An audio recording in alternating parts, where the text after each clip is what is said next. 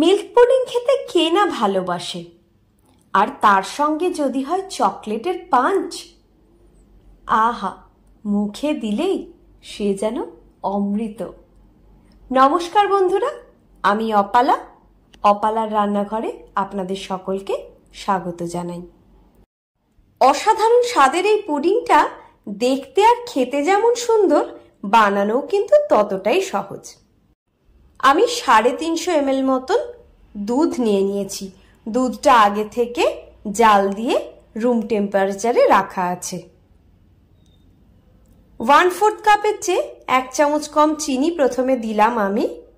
পরে দেখলাম মিষ্টিটা একটু কম হয়েছে, তাই আরো একটু চিনি আমি দিয়ে দিয়েছিলাম 1 চামচ মতো। 6 গ্রাম মতন আগার পাউডার নিয়ে নিলাম। এটাকে ঠান্ডা দুধের মধ্যেই ভালোভাবে মিশিয়ে নিলাম। ঠান্ডা বলতে রুম টেম্পারেচারে থাকা দুধ। নিয়ে নিলাম একটু ভ্যানিলা এসেন্স, সেটাকেও একসাথে গুলিয়ে নিলাম। এবার একটা টিনকে আমি রেডি করে রাখছি, যেটার মধ্যে আমি পুডিংটা সেট হতে দেব। একটুখানি বাটার নিয়ে আমি গ্রিজ করে নিলাম। এবার এই দুধ, চিনি আর আগার পাউডারের মিশ্রণটা একটা প্যানের মধ্যে ঢেলে নিলাম। গ্যাসের ফ্লেম অন করে আঁচটাকে একেবারে লোতে রেখে আমি ঠিক 6 মিনিটের জন্য জাল করে নিলাম। দুধটা যখন ফুটে উঠে একটু ঘন হতে শুরু করবে, তখনই আমি গ্যাসের ফ্লেম অফ করে নামিয়ে নিলাম। এবার আগে থেকে গ্রিজ করে রাখা টিনটার মধ্যে এই মিশ্রণটা আমি ঢেলে সেট হতে দেব। ভেতরে যাতে কোনো এয়ার বাবল থেকে না যায়, তাই একটু নাড়িয়ে নিলাম। ঠান্ডা হওয়ার পর ফ্রিজে রেখে দিয়েছিলাম।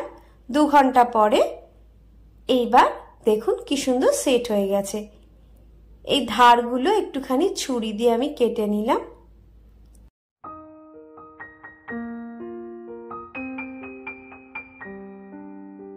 এইবার এইভাবে উল্টে আমি পুডিংটাকে আলতো করে বার করে নিলাম। দেখুন কত সুন্দর সেট হয়েছে পুডিংটা। এবার আমি একটু হোয়াইট চকলেট বার নিয়ে নিয়েছি, সেটাকে আমি এইভাবে উপরে গ্রেট করে করে দিয়ে দিচ্ছি পুরো পুডিংটার ওপরে। এই চকলেট আর পুডিং এর মিশ্রণ একসাথে জাস্ট অসাধারণ। দেখুন দেখতে কত সুন্দর লাগছে। ওপরে একটু চেরি দিয়ে আমি গার্নিশ করে দিয়েছি।